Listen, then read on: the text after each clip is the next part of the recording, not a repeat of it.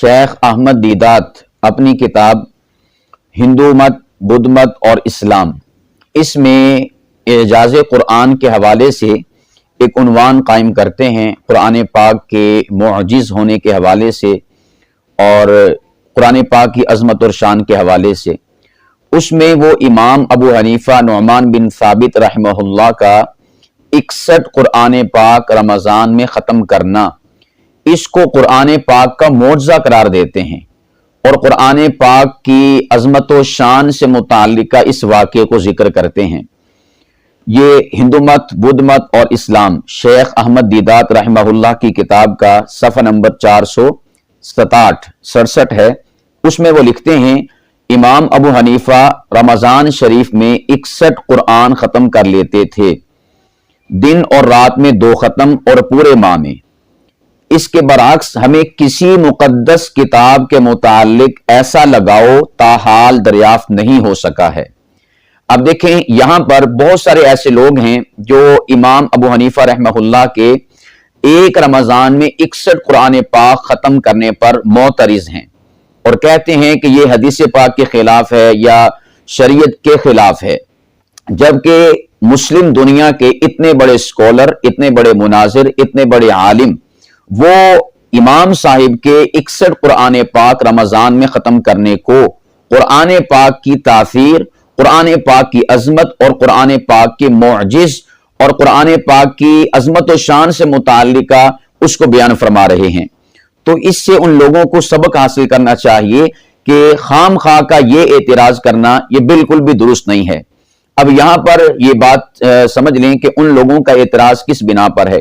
وہ یہ کہتے ہیں کہ حضور صلی اللہ علیہ وسلم نے ارشاد فرمایا کہ جو شخص 3 دن سے کم میں قرآن پاک کو ختم کرے تو اس نے قرآن پاک کا حق ہی ادا نہیں کیا۔ تو اس بنا پر وہ کہتے ہیں کہ یہ تو حدیث پاک کے خلاف ہے۔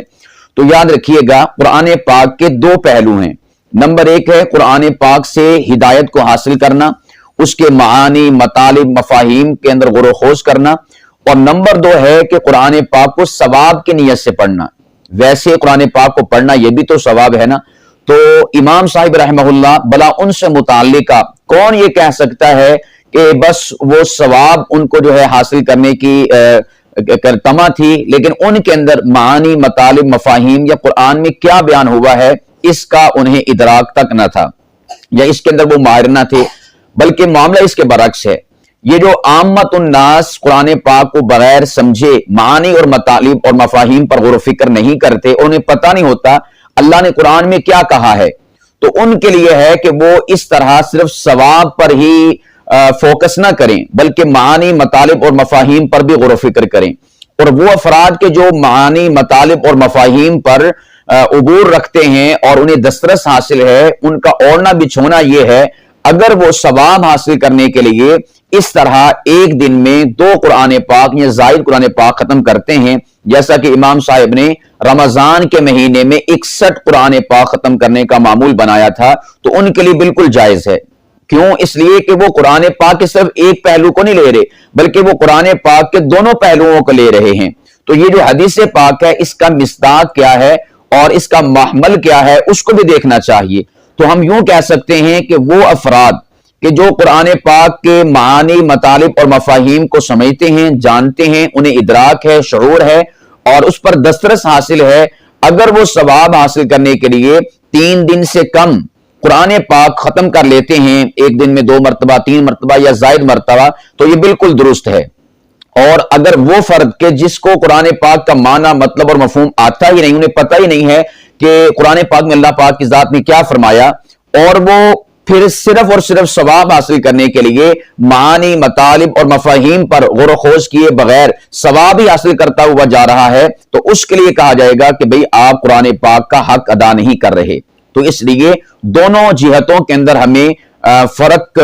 واضح کرنا چاہیے اور واضح رکھنا چاہیے۔ خام خواہ کسی عظیم ہستی پر اس قسم کا اعتراض نہیں داغنا چاہیے۔ ہر عقل سلیم والا اور صاحب فراست جو عالم ہے، یا یوں کہنے کہ تعصب، ضد اور ہٹ درمی سے جو پاک عالم ہے، وہ امام صاحب کی اس جو معمول ہے اس کو وہ اپریشیٹ کرتا ہے اور اس کو وہ سراہتا ہے، اس کو وہ قرآن پاک کے ساتھ لگاؤ کا ایک بطور دلیل کے لوگوں کے سامنے اور غیر مسلموں کے سامنے پیش کرتا ہے۔ تو اس لیے شیخ احمد دیدات ان کے کتاب کے ان جملوں پر ان لوگوں کو ضرور غور و خوض کرنا چاہیے کہ جو امام صاحب کی اس خوبی پر معترض ہیں، اعتراض کرنے والے ہیں۔ اللہ سبحانہ و تعالی ہمیں امت کے جو اسلاف اکابر ہیں ان پر طعن کرنے اور زبان درازی سے محفوظ رکھے۔